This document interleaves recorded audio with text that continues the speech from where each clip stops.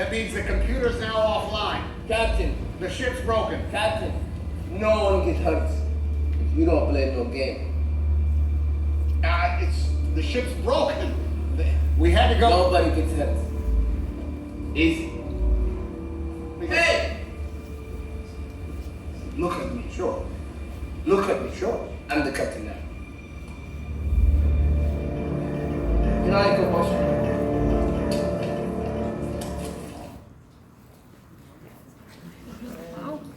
Did you see that movie? Where are we going with that? Captain Phillips, he says, "I'm the captain now." You see that one? It's a pretty good one. Well, welcome to Pathways. We're glad you're here. Am I on here? We got me back there somewhere? It's Seahawks Sunday, so we're glad that you're here. You're here for one of the least attended church Sundays of the year in Seattle. So we're glad that you made it. I'm sure there's a bunch of people that are home today because they were taken hostage by pirates. I'm sure they're not home watching the Seahawks game whatsoever. And you might be following along on your phone or something. That's fine. I'm going to be getting updates that are popping up on my iPad here. So you might be able to tell how the game's going based on how my demeanor is as we go through this whole thing. And so if you're following along, that's great. Yeah, it's a great movie. If you saw it, it was called Captain Phillips. It is based on a true story. And it happened back in 2009. April 7th, 2009, the U.S. Maritime Administration advised vessels off the coast of Africa near Somalia to stay far away from shore. They said you need to stay at least 600 miles off the coast of Somalia due to danger of pirates.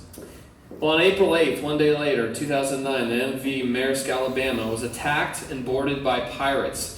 And most of the crew was had locked themselves in the engine room, but not Captain Phillips. Captain Phillips was held hostage at gunpoint. He was beaten. He was tortured. It was a horrific ordeal for him. And the very next day, April 9th, 2009, the USS Bainbridge and the USS Halliburton were dispatched to follow behind the MV Alabama, to trail behind these pirates who had taken him hostage. And it was 3 days later, April 12th, 2009. I mean, this is the movie tells this story. There were 3 snipers out on one of these, Navy ships. And, we're feeding back a lot there. There were 3 snipers out on one of these ships. And, I mean, they were 100 feet out. And 3 of these snipers at the same time had to just kind of lean out over a boat. I mean, can you imagine you're on a boat 100 feet away, and they had to coordinate their shot at the same time. They all 3 took a shot and took out 3 of the pirates who were holding Captain Phillips hostage with like an AK-47 pointed at his head. I mean, can you imagine that? To be Captain Phillips? And so they boarded the ship and they arrested the other pirate and kind of ended that incredible ordeal. But could you imagine what that would be like to be taken hostage by a bunch of pirates? Most of my knowledge of pirates, it comes from Johnny Depp. I don't know about you. Most of my knowledge of pirates is about Johnny Depp deep. That and the Disney Channel has this great show called Jake and the Neverland Pirates. Anybody watch that? Have kids? Okay, if there's some kids, you might have seen that one. I got a lot of my pirate info from Jake and the Neverland Pirates and Johnny Depp. But it turns out that there are real pirates today. Now, I know tomorrow you'll probably go trick-or-treating, and we're going to be meeting down at the town center tomorrow night if you want to join us and trick-or-treat. But you'll probably be trick-or-treating, and you'll see some pirates out there, okay? But it turns out that there are still pirates today on our modern-day planet. There are still pirates. In fact, between 2008 and 2012 was just kind of the peak of pirating off the coast of Africa. Between 2010 and 2012, pirates hijacked 208 vessels. They took hundreds of prisoners, hostages, and they made over that time period $146 million. They averaged just over $4 million per ship that they took hostage. I mean, that's a pretty lucrative business, I guess, to be a pirate. There's an estimated 3,000 to 5,000 pirates sailing off the coast of Somalia. And for a short period of time there, the primary source of income for the country of Somalia was, guess what? Piracy! I mean, could you imagine that? I mean, if the primary source of income for your whole country was piracy? I mean, Seattle, kind of what, I was trying to think, what is our primary, industry? Is it tech? I mean, we have the booming tech industry. We have airplanes here. We have Starbucks was started here. All these things that we're kind of known for. But, I mean, could you imagine if your primary source of income was piracy? I had a missionary friend back in 2012. In 2012, piracy was huge in Somalia, and I was just starting here at Pathways, and this missionary friend of mine decided that him and his family, they wanted to go to Somalia and plant a church. And I thought, that's crazy. Who would ever plant a church? That just sounds terrible. Who would do that, I mean, it just sounds like the most dangerous thing imaginable. And yet they were going to go plant a church in Somalia with a bunch of pirates. They were going to go start a pirate church. Can you believe that? Well, we're doing a new series. We're starting it today. We're calling it The Good Life. And we are going to study some pirates. That's our plan over the next few weeks here. We're going to study some pirates.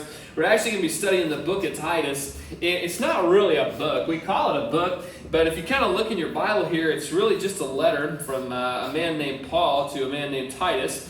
And it's really short. It's kind of a stretch to even call it much of a letter. It fits on both of these pages here. It says it's 3 chapters, but you could probably read the whole thing in less than 10 minutes. A very short letter. And it was written 2,000 years ago to a preacher who preached in a church full of pirates. And because this church was full of pirates, you can imagine, maybe they were private pirates, I don't know, but they were pirates. And because this church was full of pirates, that's a hard word to say for me today. You can imagine there's a lot of problems here. And so there was piracy everywhere. There were government scandals. There was economic collapse. There were families falling apart everywhere. And there were just all these problems in the culture. And here's what happens. When there's a whole bunch of problems in a culture, you get a whole bunch of problems in the church. And so Paul, the Apostle Paul, writes to this preacher, and it says there's some things in this church that need straightened out. And I think this book is maybe more relevant today than almost any other book that I can think of. I've been studying this one for about 6 months. And I mean, I just can't almost think of another book in the Bible that is as relevant to today as this book. We're going to find as we study it, there's some big differences from our life today, but there's also some very big similarities. Now, people usually study the Book of Titus for several reasons, okay? This is the reason people usually go to the Book of Titus. Now, maybe you haven't just finished, did anybody just finish reading Titus in their quiet time? Okay, maybe not. But if you were going to read Titus, there's usually 3 reasons why a church would choose to do a sermon series on it or would choose to study it. The first one is this, when it comes time to select new elders. Maybe a church gets to a point in their time in their life where they need to select some new elders. And so oftentimes they will turn to the Book of Titus because there's some good information in here about elders. And it turns out that we're in really a time like that, just in our community pathways, that it's time for us to select some new elders, to bring some new elders on board. We have some, but it's time for us to add some elders to our eldership group. And about 9 months ago, we asked you for some names, and we said, hey, could you kind of give us some names of people who you think would be good elders? And we kind of had a sheet with some qualifications for what makes a good elder and those type of things. And you all submitted some good names, and our board got together and we talked about this, and we just kind of dropped the ball on it. And we've been talking about the thing, man, we got to finish that process. And we're going to find later here in Titus that Paul wrote to Titus, and Paul told Titus, you need to appoint elders. And apparently Titus didn't do it, and so Paul writes to him and said, hey, remember I told you to do that thing? And you got busy doing all this stuff over here, and you never did the thing I told you to do? Yeah, you need to go back and you need to do that. And I was studying the book of Titus, I was feeling pretty convicted right there, because we kind of dropped the ball on that, and we need to pick that back up and finish it. And so we're going to do that. It's just kind of the life of this church. We're in that time in the life of this church. It's time for us to select some new elders. But wouldn't it be good, as we did that, to have a little teaching time on, what is an elder? And why would you need elders? And some of those type of things. So we're going to talk about that. We're going to learn about that. And we're going to select some new elders. Here's another reason why people study the book of Titus. And it's usually because they're starting a women's ministry. Or they have a women's ministry and they want to study for them. And because there's some really good stuff in here, and especially in the 2nd chapter of Titus, about not just women's ministries, but men's ministry stuff and intergenerational things. And so oftentimes when a church is starting a new women's ministry, one of the first places they start is right here with Titus. And I've actually heard, quite a few women in the church say, we just kind of need something for the ladies here, so, just kind of some more robust, women's ministry stuff going on here, and maybe some of that will grow out of this series too, I don't know. There's a third reason why you would study the book of Titus. And the third reason why you would study the book of Titus is to deal with heretics. All right? Just to kind of deal with heretics. And it could be that we have a few of you in here too, and so we'll just know how to deal with you after this, all right? Just know how to deal with you heretics, all right? So that's how we normally do it. We go to Titus, and I was talking to Jeffrey a little bit earlier, and he was saying, there's some books of the Bible that I just kind of, approach as like an encyclopedia. I just kind of, if I need an answer to something, or the church, we have a need for something. This is how we approach a lot of things. We kind of have a need for something, or we need something. We kind of go to the Bible, and we're just kind of like, well, okay, where's the answer book for this? All right, and we'll pull it out, and we'll snag it, and we'll cherry pick a couple verses. We need to pick elders. Well, let's go to Titus. There's some stuff about elders in there. We'll just kind of cherry pick those out. We'll take them out of context. We'll study them and use them to kind of give us the answer to the need that we have. And I mean, Titus has some good information, and you could probably just take verses out of there, and it would be helpful, and it would be pretty good. But what I want us to do is I want us to study the book of Titus. I want us to place it in its historical, cultural context. Because I'll tell you what, there's some good stuff in Titus that you could just kind of pull out of there. But I'm telling you, if you could just understand the historical, cultural background of this book, it's not just good, it's great. And so we want to study it that way over the next few weeks. What we want to do is we want to read it in its entirety. We're going to read pretty much every word. We're going to go through it. And rather than just kind of, we have a need, so we're going to go find the answer to it in the encyclopedia, we're just going to place it in its historical context. And we're going to see, what is it that the Spirit of God wants to teach us through this? Because it could be He takes us down some paths and gives us some applications that we wouldn't have found otherwise. Book of Titus, it's a letter. It's written to Titus. It was meant for Titus and his church, but I think it has an application to us today. So we're going to start here in verse 5, because that's where you begin all your letters, right? Partway through. Isn't that what you do? You're going to skip the first part and you jump a few lines in. We're going to start in verse 5, and we'll jump back to verses 1 through 4 next week. But we'll start here in verse 5. If you want to open up Titus 1, you can use your phones or whatever else, and while I'm talking, you can text in questions and thoughts, and all that'd be really good too. We'll start here in verse 5.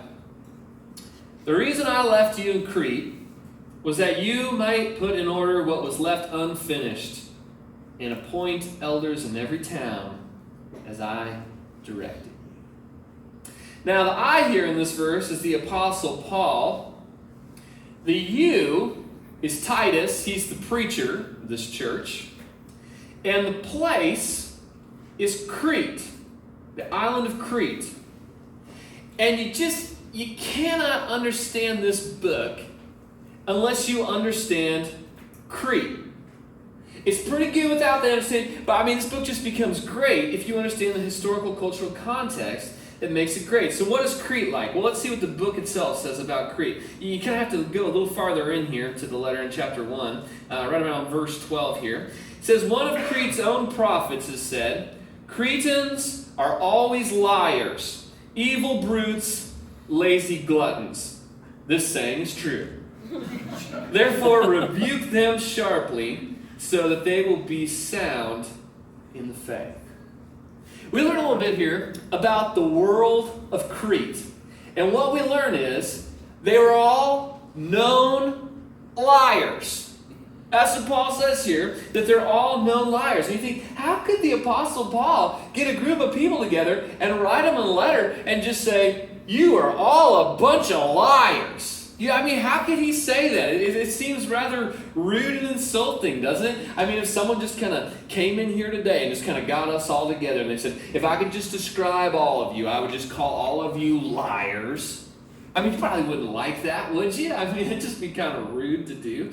But apparently, Paul isn't just making this up. This isn't even just his own assessment. Apparently, what he's saying is a well-known saying by one of their own philosophers, he says. And a lot of people believe that this is a saying by a man named Epimenides. And Epimenides was a poet, a philosopher. Some said he was kind of a seer, a prophet in the 6th century BC. This man, he lived and he died in Crete. I mean, Crete was his whole world, but he is often credited as being the one who said, all Cretans are liars. And I guess who would know better than the Cretan of Cretans, Epimenides? He said, if I could just sum up my people, if I could just kind of say what we're like in a nutshell, they're all liars. And so, maybe these aren't Paul's words. Some people have said, well, Paul doesn't really think that. It's just Epimenides. But I don't know, because Paul just says here, kind of gets to the end of it, and he goes, that whole thing where Epimenides said that all Cretans are lying? It's true. That's really true. They're all liars. He agrees with it. And you'd think that if you were a Cretan, you'd be highly offended by this if somebody called you a bunch of liars. But actually, in the culture at this time, when they're called a bunch of liars, it's just like they're all around just kind of high-fiving each other, like, all right, yes we are. They got into a place in their culture where they were actually proud of that. They were proud to be liars. Now, Homer, you remember Homer? He wrote the Odyssey. Did you ever have to read that in high school? We had to read that whole thing. It's just so weird and fantastical, and we read the whole thing, But, it's a classic work. You got to usually read it in high school, Homer, the Odyssey. Well, in the Odyssey, Homer writes this about 800 BC. He says, there is a land called Crete in the midst of the wine-dark sea, a fair land and rich, surrounded by water, and therein are many men innumerable, and 90 cities. It's a little island here. And Homer, when he described it, he says that there are 90 cities on this island. Well, you fast forward a bit, and there's a man named Pliny in Paul's day. And Pliny is really important, actually, for us as Christians. And not this Pliny. This is Pliny the Elder. It's made by Russian River. It's a really hard beer to get, and it's really nice, and you should try it sometime. And Matt Maddox has brought us back some occasionally when he's gotten done. Not that Pliny. It's named after the real Pliny, this guy right here. It's often called Pliny the Elder. And he's really important for us as Christians because he writes from a historical viewpoint of Jesus that is outside the Bible. And so oftentimes when people are saying, well, was there a Jesus who really lived? Oftentimes people point to people like Pliny who are not inside the Bible, they're outside the Bible, giving a historical viewpoint of Jesus. And Pliny, in the time of Paul, which is the time that we're reading about here, he has a book called The Account of Countries, and in chapter 20, about this country of Crete, this island, in this chapter, he lists out 40 cities on Crete. And then at the end, he says this, besides some 60 others, of which only the memory remains. Apparently, by the time of Pliny, about 800 years has passed, and in that time, Crete has lost over half its cities. They're just totally gone, wiped out. What happened? Well, Crete, it's an island in the Mediterranean Sea. It's south of Greece and Turkey. It's about 150 miles long, and it's about 35 miles wide. And to understand what happened in Crete, you really have to understand what it used to be. In almost nearly every time period in history, there is a country, there is a culture that becomes kind of the dominant country or culture of its time. You know what I mean? Just kind of usually militarily and economically. And I guess today you'd say that's still probably the United States. Just kind of the dominant country militarily and economically in the world. And that's probably the USA today, but it hasn't always been that way. If you go way back in time to Bible times, actually Israel was that way. Solomon was maybe the greatest king that Israel ever had, expanded its borders beyond what it had ever had before, and it was the dominant cultural influence of its day. Before that, Egypt was probably the dominant empire. We read in the Bible about Babylon, and eventually Persia becomes the dominant empire. Greece, you remember Alexander the Great, it becomes the dominant empire. Rome, through the Caesars, it becomes the dominant empire of its day. But it turns out that there was another point in time, and at that point in time, the dominant military and economic power was Crete. This little tiny island. It just had more military might and economic influence than really any other country of its time. And it was really remarkable because it was one of the first cultures to really develop law. They had these laws, these just laws. Even some of our laws are based off of their kind of, initial beginnings of law back then. And they were a gentle people. They had a very big cultural influence on the world. They tried to really prioritize law and justice and morality. But something happened. And scholars kind of argue what happened. It could have been a natural disaster, but certainly what happened was all of a sudden there was this huge economic collapse. And so for years, Cretans had been accustomed to living at this standard of living up here. I mean, they were the dominant culture of the empire, and their standard of living was way up here. But something happened, this huge economic collapse, and all of a sudden, their standard of living was way down here. That's a pretty rude awakening when that happens, isn't it? You're kind of used to living at this means, and now you got to live down here. And the Cretans decided that they didn't really like living down here. I kind of preferred it when we lived more up here. And so what they did is they had made a complete ethical flip-flop. And they decided they would do, by any means necessary, they would reach back for this standard of living. And so where they had once been civil and good and lawful and just, they now became pirates and thieves and liars. Just to do anything possible to reclaim that standard of living. So the economy collapsed, the government fell apart, people weren't religious anymore, families were falling apart, and in the time that Paul writes this letter to Titus, the Cretans had become maybe the most despicable group of people in the history of the world. Certainly of their own time, but maybe even in the history of the world, the most despicable, despised people in the history of the world. And man, that's a pretty good caution right there, isn't it? I mean, just kind of for culture in general. You wonder, how long does it take a good society, a good culture to go back? Well, it turns out in the story of Crete, it can happen pretty quick. You see, because the big problem for Crete, it was greed. Greed. And man, once greed takes hold in a society, you can go from a pretty good culture to a pretty bad culture very quickly. No one cares about taking care of anyone else anymore. It's all about what can I get for me. And so greed was maybe just kind of the best way to describe Cretans at this time. And that's what we're going to look at. One of the main qualifications for an elder in this letter is that they must be honest with money.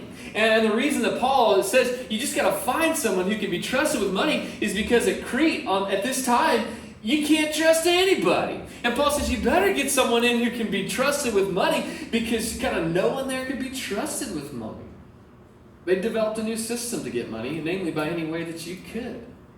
It's got so bad. Okay, you can understand this. This got so bad that they took the name of the country, Crete, and they turned it into a verb, to cretize.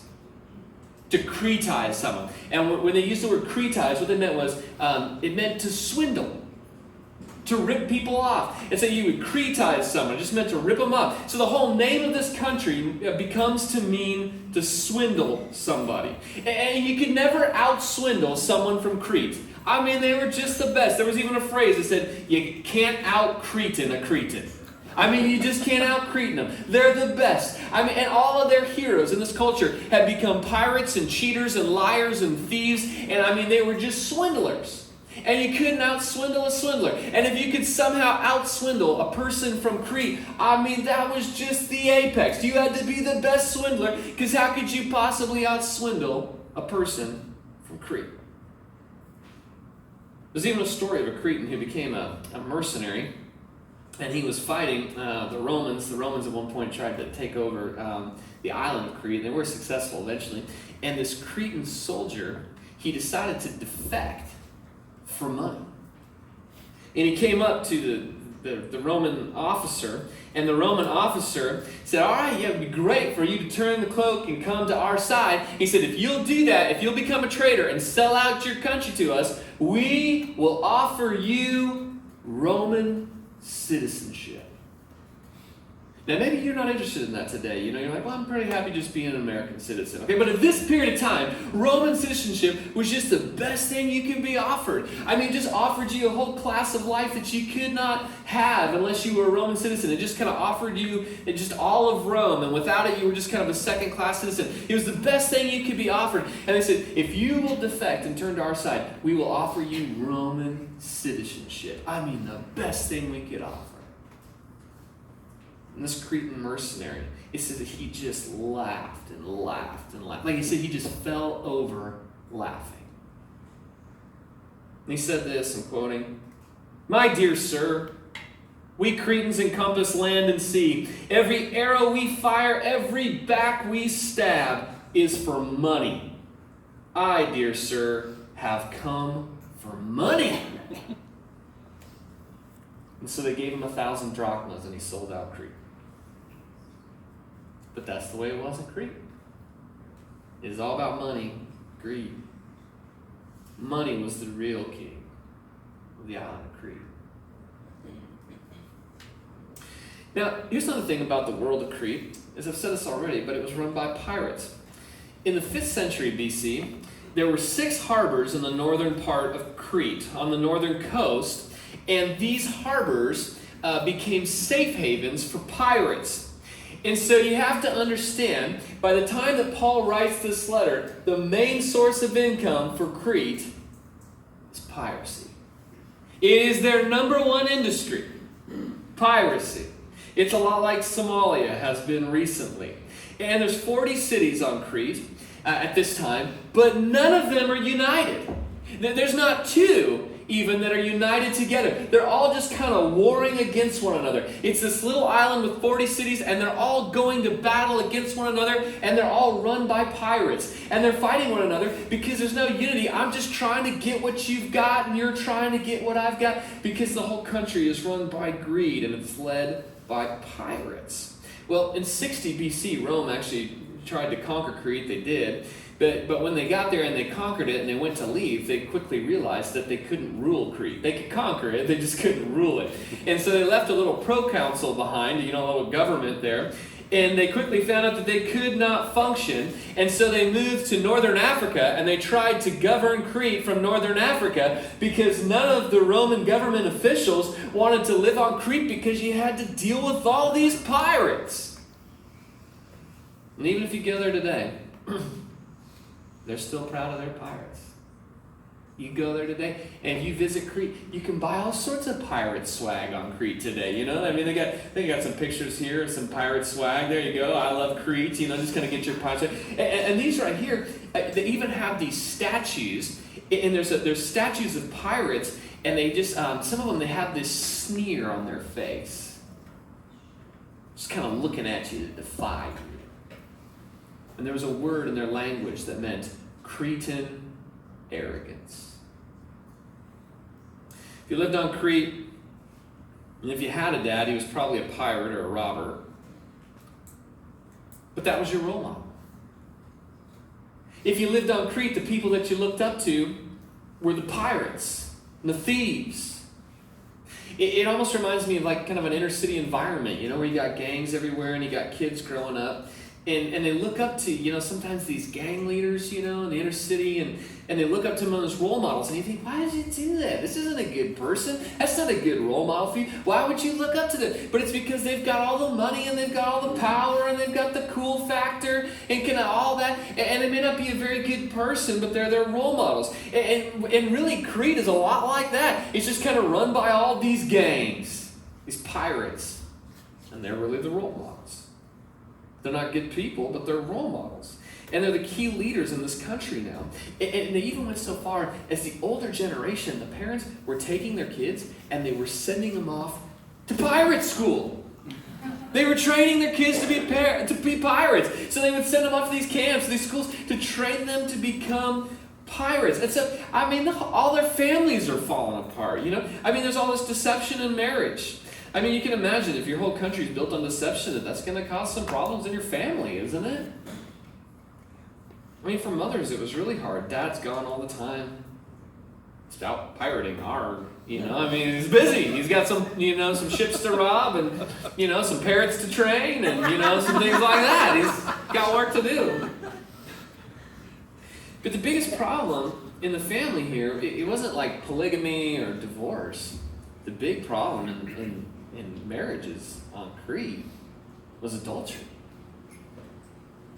Because everybody's just there's so much deception in the family that everybody's just kind of sleeping with everybody else. And there's just so much deception that's now been idolized in culture that they've brought it into their families and they're proud of it. You see, what you understand is that deception is now their new ultimate ethic. You swindle and you deceive. I mean, that's kind of what you do to be a hero. And so they bring that with them then into their relationships, into their family. And so it's just expected on Crete that your spouse will cheat on you. That's just an expectation. And it is expected that you will cheat on your spouse. But what is not expected is that you would get caught doing it. You see, because you're not a very good cheater if you get caught cheating. And the new ethic here is to be a great cheater. And so they bring that into their marriages. And so it's not wrong to cheat on your spouse. It's only looked down upon if you get caught. Not a very good Cretan if you got caught cheating. So adultery's okay, but what's wrong is getting caught. Man, if you infuse that much deception and adultery into your marriage, I mean, you're going to have some major family problems, aren't you? And their families are a mess. And not just that, there's just a high disrespect of children. There's really no respect for them.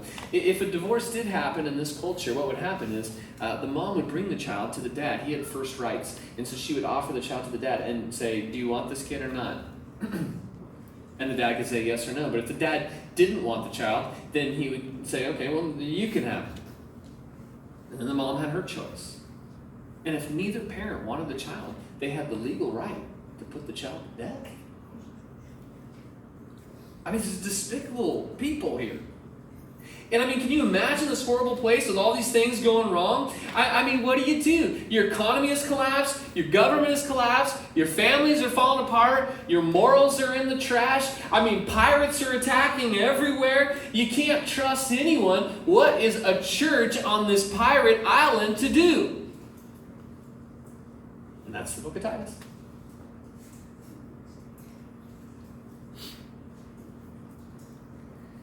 And then this preacher shows up. And he starts preaching about a man you can trust. I mean, you got a whole culture here who just does not trust anyone. You can't trust your government, your friends, your family. You can't trust anyone. And a preacher shows up. And he starts talking about a Jewish man that you could trust. That you could trust him to save you. And he will. And see, just to kind of give away the series right here from the beginning, just kind of the big claim, the big message of Titus, is that when you're in a world that's hopeless, or it's upside down ethically, or it's overrun by pirates, and you can't see any way out, and there is just no one who can help you, you can trust Jesus.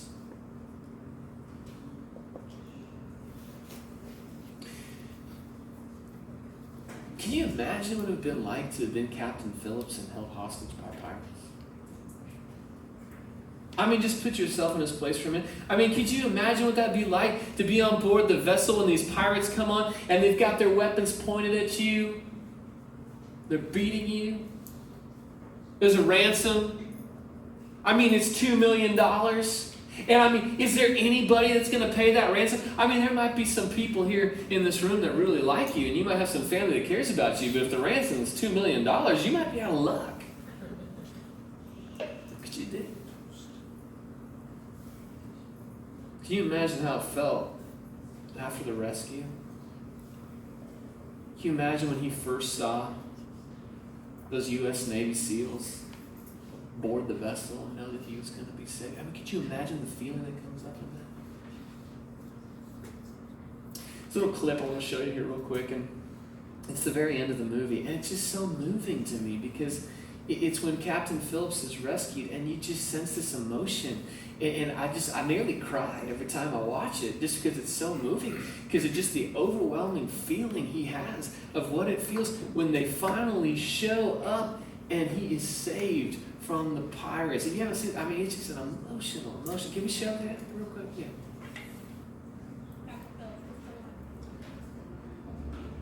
Have a seat. Promise you. I'm Chief O'Brien. I'll be your foreman today, okay? Can you please tell me what's going on? Can you talk? Can you tell me what's going on? I'm okay. Are you okay? 'Cause you don't look okay. Are you in any pain right now? Are you in any pain right now? Right there on your side. Okay. Let me see it really quick. Can you lift up your arm a little bit? Does that hurt? A little bit? Little bit. Okay. Is it tender? Go ahead and put your arm down. Okay, I need you to look at me. I need you to calm down. I need you to breathe. There you go. Deep breaths. There you go. Very good. Awesome. Now I want you to relax your arm. Okay, we're going to put this little thing on your finger, and we're going to get your heart rate and your oxygen level. Make sure you're breathing okay. Okay. I want you to keep doing that, okay? What happened to your head? Captain, can you tell me what happened to your head?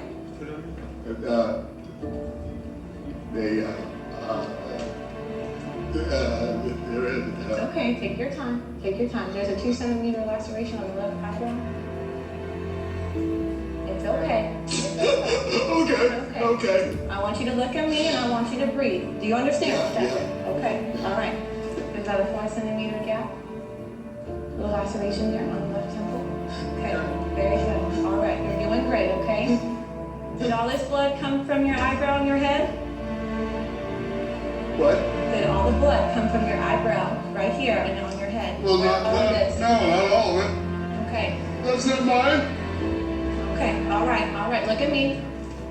Okay, we're gonna lay you down, okay? Yeah. All right. Yeah. I want you to lay down nice and gently, okay? You're okay, I got you.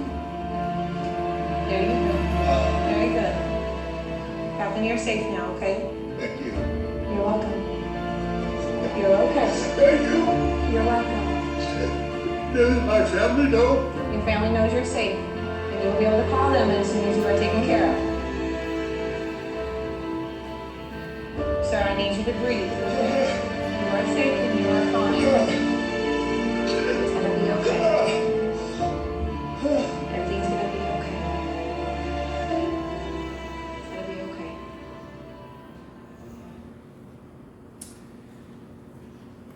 You ever been caught in something that was just so traumatic you just did not think you'd get out?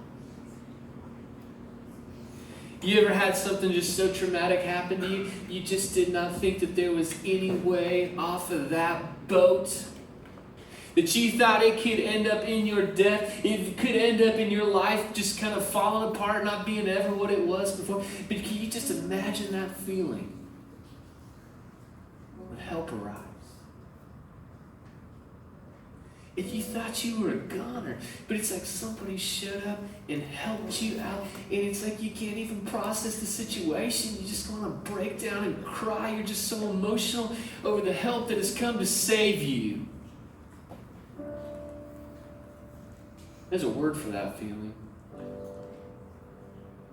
It's a word in the ancient language that you would now feel after something like that.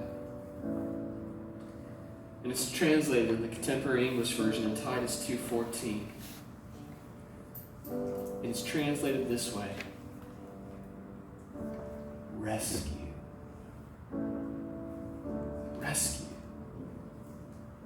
Titus 2:14 says, He, Jesus, speaking about Jesus here, He, Jesus, gave Himself to rescue us from everything that is evil and to make our hearts pure. You see, that is the message of Titus here. If everything has fallen apart, if there is no hope in sight, if you look around and you feel like there is no one you can trust, no one who can possibly help you, Jesus is here. And He can rescue you. And I don't know today, what is it for you? It could be grief, it could be family frustration, it could be health problems, it could be economic turmoil. It could be disillusionment with government. I mean, it could be almost anything. Whatever it is, it's taking away your joy, that's causing you fear. You look around and you think, I don't know a way out of this situation. Titus tells us that Jesus came to rescue you. Isn't that great? Even for an island full of pirates, rescue is on the way. You imagine being Captain Phillips on that boat, you know, and the U.S. Navy SEALs show up, and what a just amazing feeling that would be to be rescued. But could you imagine if you'd been on the boat and just told all the rest of the pirates, just kind of hide, not let the Navy SEALs on board? You know, I mean, that'd be terribly. Of course, you let them on board, but it feels like sometimes that's what we've done. There's someone who wants to rescue us, and we just haven't let them on board the ship. As we start this whole series, there's a bunch of things in Titus that, you know, a lot that we're going to see. There's a lot of practical things it tells us to do. But right here at the beginning, we learn what we have to do. Our very first step is to let Jesus on board. To save us. Let him on board to save us. You got big problems in your life right now, or you got some small ones that have been weighing you down. First step is let Jesus on board. He's the only one who can rescue you. He's the only one who can pay. This morning we have a little card. It's in your hand out there, and Jeffrey mentioned it this morning. It says next steps, and we're trying to prioritize this every week because one of the things we want to do is we don't just want to come here on Sundays and then walk out the door and be like, well, that was a good time together, but not have it affect our week. We think the idea of being pathways, we're following hard after Jesus, and some of us, we've been doing this a little longer than others, and that doesn't really matter. Some of us, we understand the ways of Jesus a little more than others, but it doesn't really matter. We're journeying together, we're taking this walk, we're pursuing after Jesus. As we do that, one of the things we've learned is we have to keep putting one foot in front of the other. We have to keep taking steps. Does it mean we ever arrive fully to be exactly like Jesus? Of course not. But we keep walking that direction. We hold hands and we walk together. And so we want to find a way. How is it we can keep taking steps together? And maybe this sounds trite, but this is our best shot at it right now. Just kind of the next step. And so for some of you, it might just be filling out this card. It's like, I've never been here before. I don't usually give people my information. Okay, you know, that's a pretty bold first step, honestly. I don't fill those out everywhere. But maybe there's some of these steps on here you haven't taken before, or maybe you've taken all those, but you sat here today and there's probably some takeaway that you have from what God is speaking to you, and maybe there's a little spot right there for you. You can write that down. We got some of those on the communion table over there. We're going to go this morning and remember the great rescue that is available for us. But as we do that, I want you to take a moment to reflect on here. What is your next step? Now for some of us, it might just be, I need to let Jesus on board. Ready for rest. Let me pray for us, God. We thank you so much this morning that we can come into this place and we can talk about you. We're grateful for letters that people long ago wrote to other churches to encourage them, to teach them, to train them. God, it's weird, I guess, kind of reading someone else's mail, but as we read it, we can see similarities to our situation.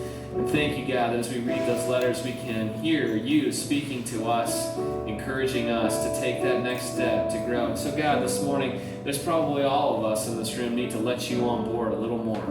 And so, God, won't you give us the courage to do that today? As we go to the table, we're reminded of your great love for us. We're reminded that you, God, became a human, that you died for us, that you came back to life, and that you have offered that new life to us as well, not just after we die, but even now as we live. God, we thank you, and we remember you, and it's in your name we pray. Amen.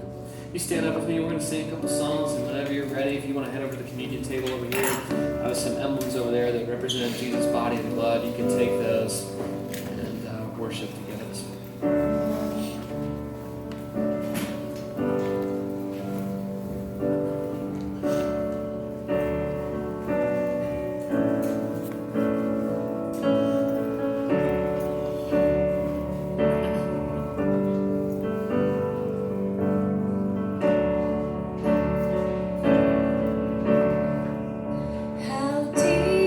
Father's love for us.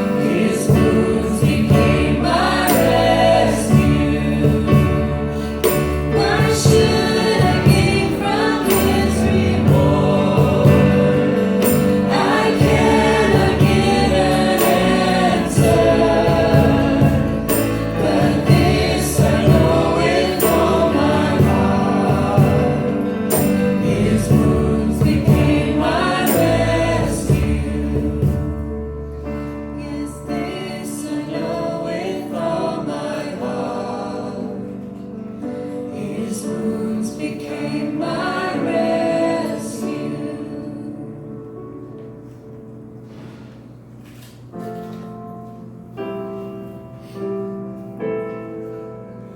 Got a new song this morning, and it's about doing good. And it's about how love is that which breaks off our chains and sets us free. It's about turning over tables. This is how the chorus goes. Love is turning over tables, breaking off chains. And I see you in a stranger, I'm no longer a slave. Turning over tables, tearing down walls, building up the bridges between us all.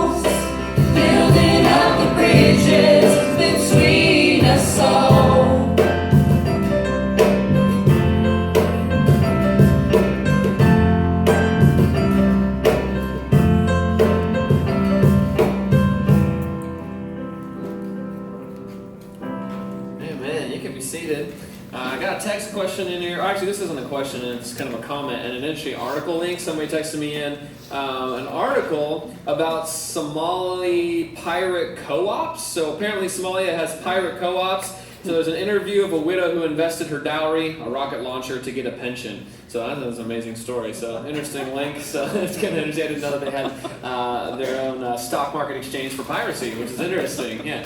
A couple announcements today. Usher's going to come down. They can collect up if you'd like to give today. That would be great. There's a giving station in the back. You can do that as well. And if you have that little blue Next Steps card and you want to turn it in, that'd be great. You can fold it up and stick it in the basket on the back table over there as well. But as they collect that stuff up, let me give you a couple quick announcements. First thing is Halloween is tomorrow. Woo! Tomorrow. Woo! It's exciting. That means a lot of candy. I've been making a little background. Okay. I've been making a Star Wars Rey, Star Wars Force Awakens Rey. I've been making her staff this week out of PVC pipe and like shower knobs and like all this stuff. It's really cool looking. So hopefully you're going to go trick-or-treating. If you do and you want to go trick-or-treating with us, we're going to be down at the Main Street, the town center, Mill Creek Town Center. Our family does it every year, but we're going to meet outside of Spotted Cow, whoever wants to show up, and we'll meet down there at about 4:15, and then we'll walk the town center together. There's tons of kids down there. You get to see all the costumes. It's safe. All the businesses are giving out candy. We always go home with candy for the year, basically. So if you want to join us, you can meet us down there. That'd be great. Also, next Sunday, this is going to be a downer, okay? Just preparing you. Daylight savings. I mean, how is that still a thing? I don't know. So we still are doing that. So it means daylight savings is occurring. So you want to make your calendar, adjust that, your clock this next Saturday. That'll be pretty important. On your way out today, we have a couple things coming up for Thanksgiving. We're going to collect baskets of food for some families again. So we'll have those available here in a couple weeks. But you can always pick up these homeless care packages on the way out. There's some on the table over there. You can throw $1 in the basket, take one of these. Great thing to keep in your car. I've been seeing a lot of people out on the street lately, and it's starting to get cold again, and we include a new pair of socks. And it sounds silly, but the pair of socks might be the most valuable thing in this whole deal. There's a lot of people standing out on the side of the road that really appreciate the socks almost more than anything. So if you want to grab one of these bags, great thing to keep in your car and just show a little care to someone on the side of the road. Okay?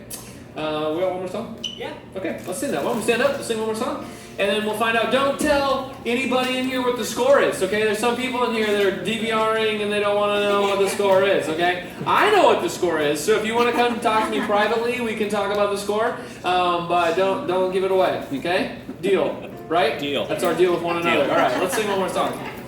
We're going to take it from verse 2 from that last song, so it's one that's familiar now. So, let courage be my willingness to listen so I can feel the wound inside my heart.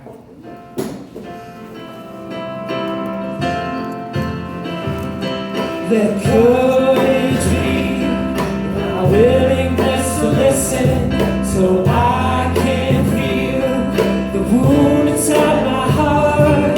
Let seeds of peace growing hearts around us like trees of hope.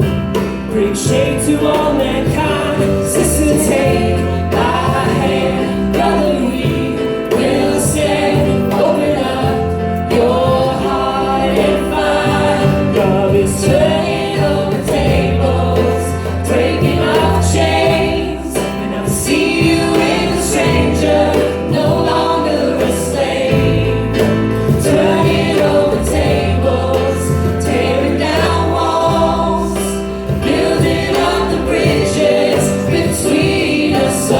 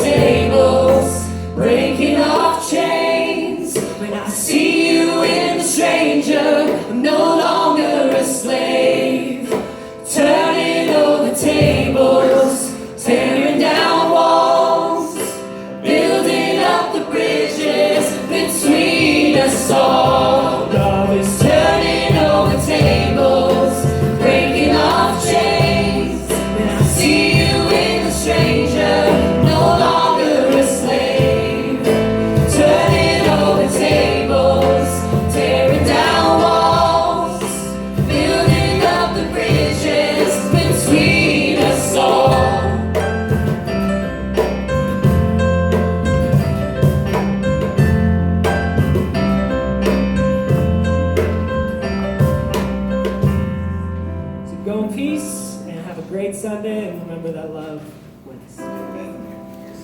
Go Seahawks.